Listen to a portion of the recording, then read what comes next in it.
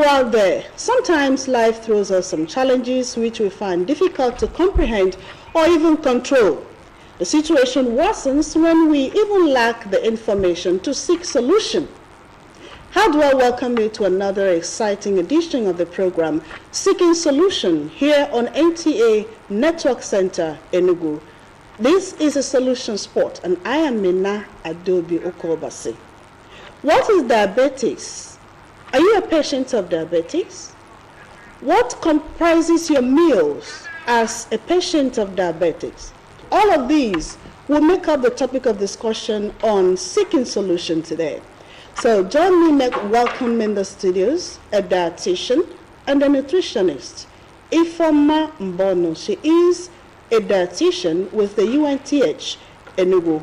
She is also the Assistant Director Nutrition and Dietetics in UNTH Enugu. It's my pleasure to welcome you, ma'am. Thank you.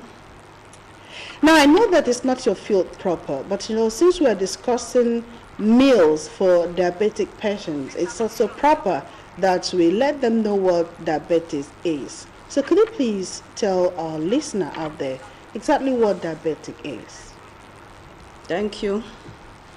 Diabetes mellitus is a metabolic disorder that affects the metabolism of carbohydrates, protein, and fat, and is characterized by excess blood sugar.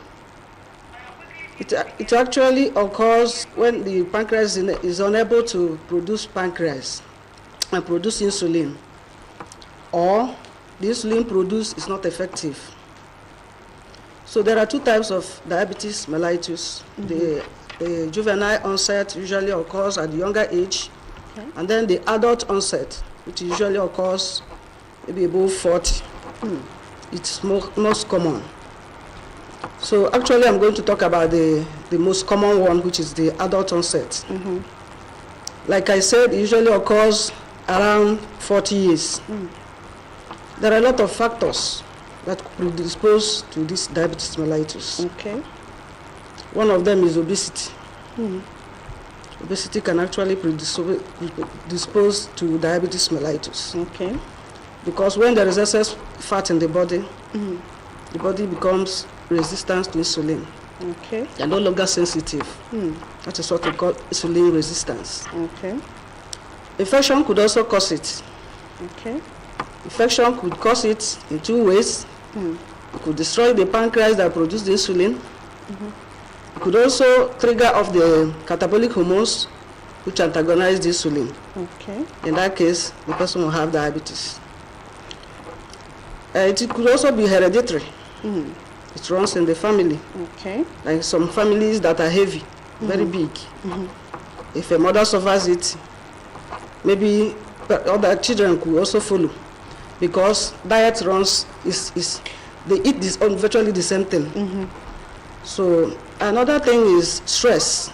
Okay. Stress could also induce diabetes by producing catabolic hormones that antagonize the insulin. I also know that you have this gestational diabetes for women that are pregnant. Yes. That one, the one they say is pregnancy induced. Gestational diabetes.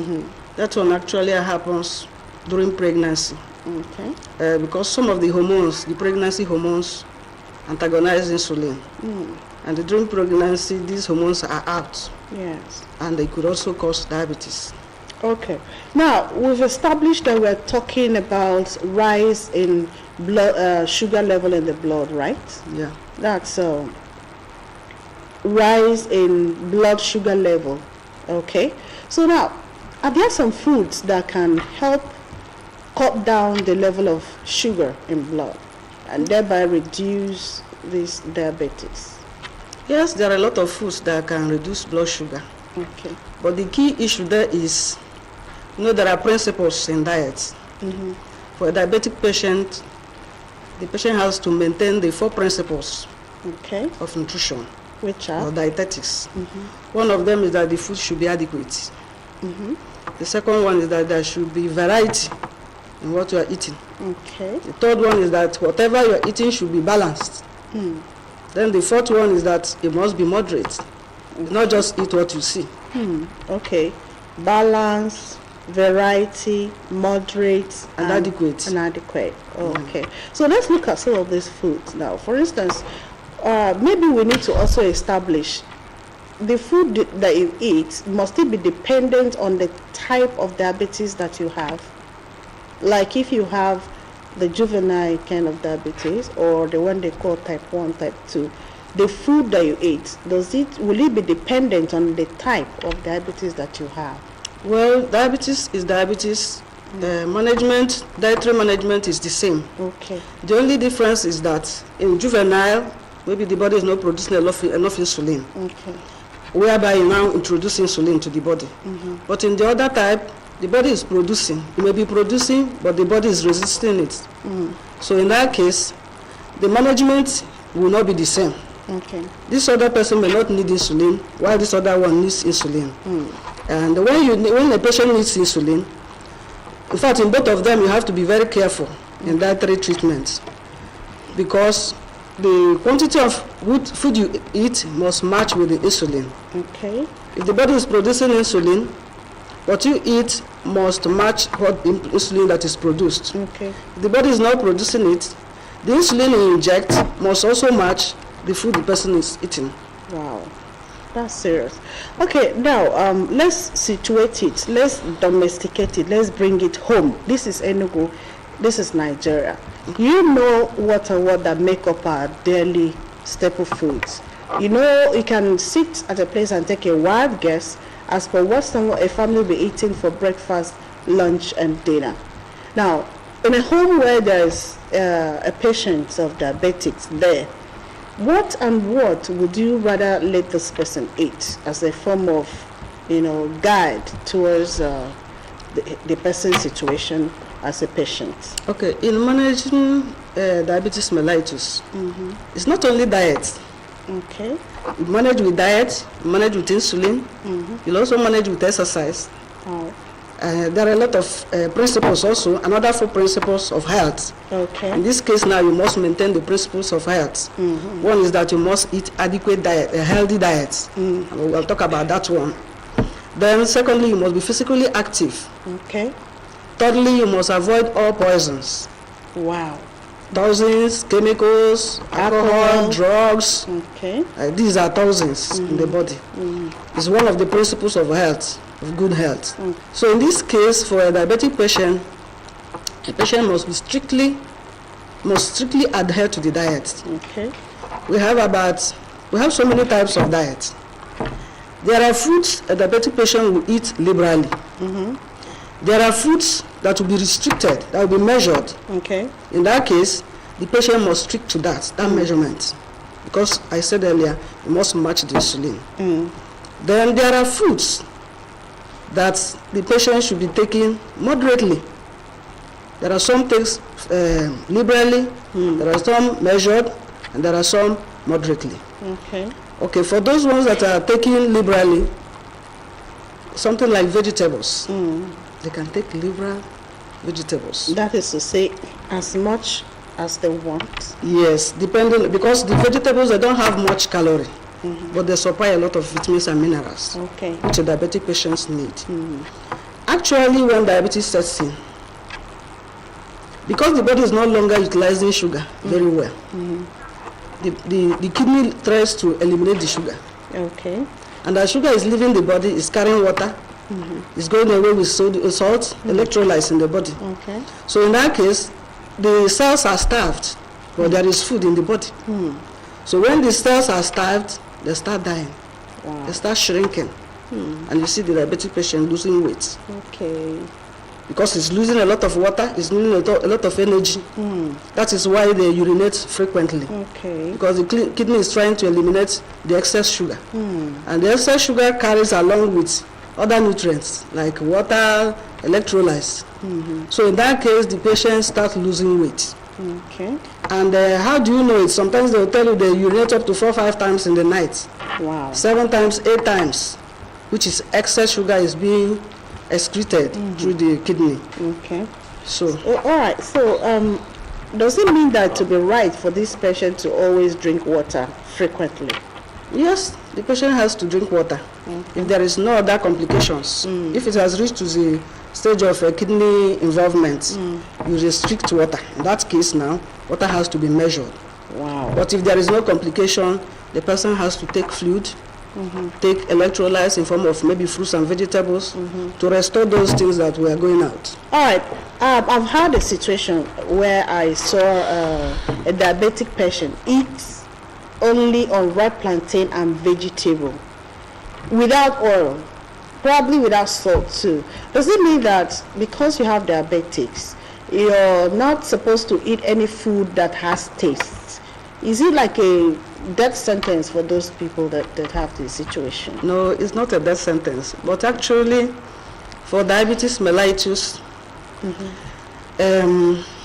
you have to restrict certain things. Okay. We have what we call normal diet, and we have modified diet, which is special diet. Okay. So for a diabetic patient, the normal diet they will take, but we also modify their diet to suit their condition. For instance, a diabetic patient that is having high BP, high blood pressure, in that case, you can give the diabetic patient a normal diet, but you have to modify it because of the BP. You have to reduce salt. Yeah. In that case, this diabetic patient is reducing sodium, but this other one is not reducing. It depends on, it has to be individualistic. Yes.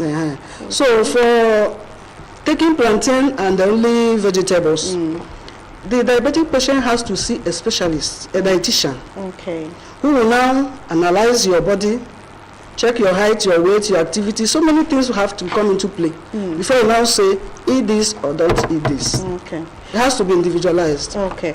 You see, from all indications, dietitians have a huge role to play in the lives of diabetic patients. So, but are they aware of the fact that they need a dietitian to be able to, take care of that situation for that period of time? Well, some people are not aware, but some are aware. And we are trying as much as possible to create awareness. Except in the hospitals, what people know is just their doctor. They don't know. Some people don't know that there are people called dietitians who studied about food and what food can do. Food can be a poison. Food can heal and it can also cure. So in that case, awareness, we are trying as much as possible to create awareness. And something like media is an avenue, is a place for creating such awareness. Okay. So people should know that a dietitian should be in their life. When doctor prescribes drug, you must also know how to eat so that it will suit the drugs. It's not only the diabetic patient. Everybody needs a dietitian. If you're healthy, you need a dietitian to maintain your health. If you're not healthy, you need a dietitian to restore it. Well, we're still on to Seeking Solution on NTA Network Center Enugu.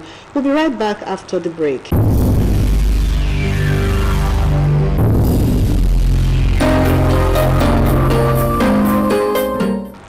Welcome back to Seeking Solution on NTA Network Center Enugu. We still have in the house our able dietitian, Ifoma Mbomi, Assistant Director Nutrition and Dietetics, UNTH Enugu. We'll be discussing meals for diabetic patients. And in continuation, I just want to know, these balanced diets, balanced meals for diabetic patients, is it possible that it can help prevent or even reverse the situation of diabetics? Yes, it can. Okay. Actually, if you eat a healthy diet, what we call eating right, eating what you need at the right time, giving the body quantity, quality of food the body needs at the right time, you will not even be sick. So if you eat a healthy diet, it's possible that you can prevent it, even if it is in the family. So you can prevent it. Then if you have already gotten it, it is not a death sentence. Yes. You can manage it for years and you still live healthy. So the essence of nutrition management is to restore the health. For instance, if it is insulin resistance is the problem, probably there is excess fat and the pancreas is working very well. If you remove fat in the body, if you reduce the fat, come back to your normal weight, it's as good as it has disappeared. Wow. But in the case of the insulin production is low, that is why there is much problem. It may be in management. Okay. Because the pancreas is already gone or is not functioning properly. Okay. So in our case, it is management. You are not curing it. It depends on the type and what brought about the disease. Okay. In feeding generally, eating is one thing and the timing for the food is another. Do you think that timing, affects either the cure your situation as a diabetic patient at all? Yes, timing is very, very important. In eating generally, there must be regularity. Okay. Regular meal pattern is important, especially for the diabetic patient, because it's taking insulin. And I said, you must match the insulin with the energy you are taking in. Okay. Naturally, God made it in such a way that you eat 3 times a day. Breakfast, lunch, and supper. Any other thing should be a kind of snacks. Okay. So actually, a diabetic patient should be eating 7 to 8 in the morning. Wow. That is ideal. But you find out that some of them eat around 10, 11, 12. When they eat around 8 and 9 in the night, they'll be fasting throughout the night till morning. In the morning, they should break the fast. Okay. That is why breakfast is very, very important. So when they take their breakfast, they may not eat any other thing. Another time for meal should be between 1 and 2. Okay. By then, the one the patient ate in the morning must have gone down. You top up by 1, 2.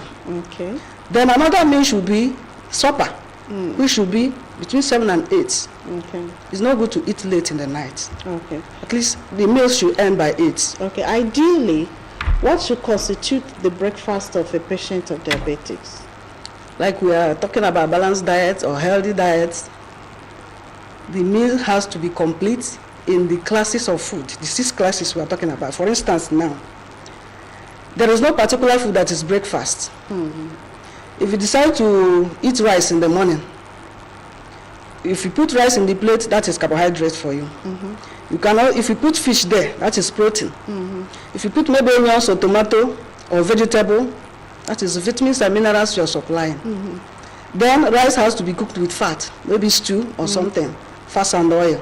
And then you drink your water. It's perfect, a healthy diet. But for a diabetic patient, it has to be measured according to what you assess from the person, the individual need. So you really don't have to remove carbohydrate completely from your meal? No, they don't have to remove carbohydrate, but they have to restrict it to complex. That's what we call complex carbohydrates and simple.